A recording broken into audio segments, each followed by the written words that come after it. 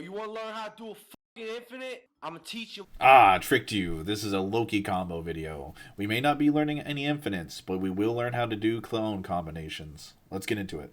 Hey guys, so today's video is going to be a little more fun, and since you guys liked the last video so much, I wanted to keep it more Loki themed and kind of help teach three things. One being combo combinations between clones, so you're just not throwing them out randomly. Two, how to keep them guessing in between your clones. And three, I'm hoping this video helps you build a foundation to open up creativity and find out more clone placements. So now that we understand what we're going for, let's get into it.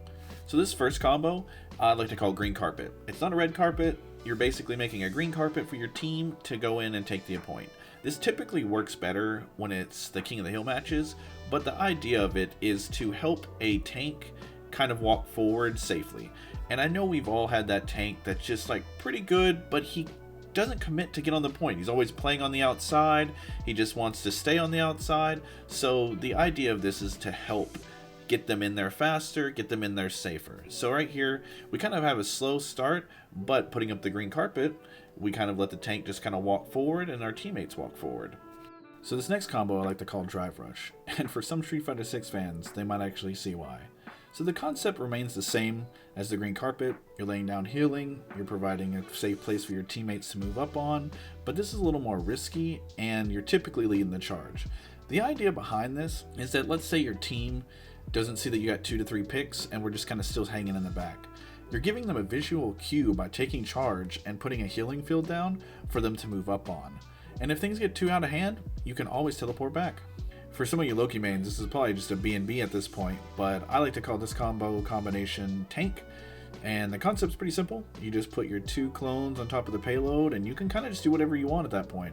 You can roam the map, heal, do some damage, or join on the payload and become more of a tank. So this one's pretty simple, but it's still effective. So this next Loki combo is his high and low mix-up, if you will. I like to call it as above, so below. The concept behind it is to keep 1 clone above, 1 clone below, and then you stay somewhere obscure.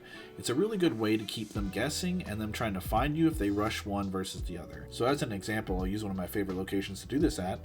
You put 1 above, you put 1 on the stairs, and then while you're healing your team from afar, it's kind of hitting at different times, so you're providing a consistent heal. If you hide in this little doorway, you have a little window to actually put a clone above if they take that one out, and then you can step out and put another one there. When they finally ultimately rush you down, you're close enough to teleport to your clones whenever to get out of the situation, to keep them guessing. So this is another simple Loki B&B with the combo combination. I like to call it firing squad. So you pretty much just want to use this at straightaways, choke points, or trying to hold a point. It does really good chunk damage against enemies and for healing your teammates. The downside to this though is that you don't have a lot of room to keep them guessing. A good AoE will take all you out, but on the bright side you do have your healing domain to just save a whole group of people. So this next combo of clones I like to call Killbox Hillbox, and if you have time to get it set up, it's actually very good. It sadly only works on the King of the Hill matches, but if you commit to the bit of just standing still, you can keep them guessing for so long because you're able to teleport to each of your clones and you can just keep it up. Just like right here, a big fight's happening. I'm healing multiple different people at the same time because of the angles.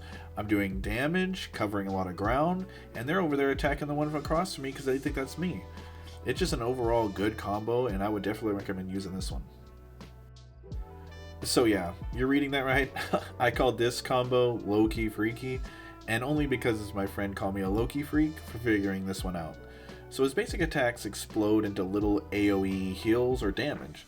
So as long as you're putting them against a wall or a corner that can't be destroyed, and you have teammates that like to hover around those walls or peek those corners, as long as you're basic attacking, you will always provide them with a consistent heal that you don't even have to manage. And it's harder for the enemies to kill your clones. Low-key freaky, right? So we finally made it to my favorite combo. And this one's really simple, but it's effective. I call this combo God's Eyes. And it's just because it feels like when you're shooting your basic attack, you have someone watching from above. Or you have like a mech behind you shooting lasers. But for an example, always put him on some high places. Right here, I'm just trying to heal my teammates, but the angles that I have them placed, I end up getting the kill because he just runs right into them. Other good placements are for when you're trying to take points. You can kind of have your Lokis above you there, just kind of covering you.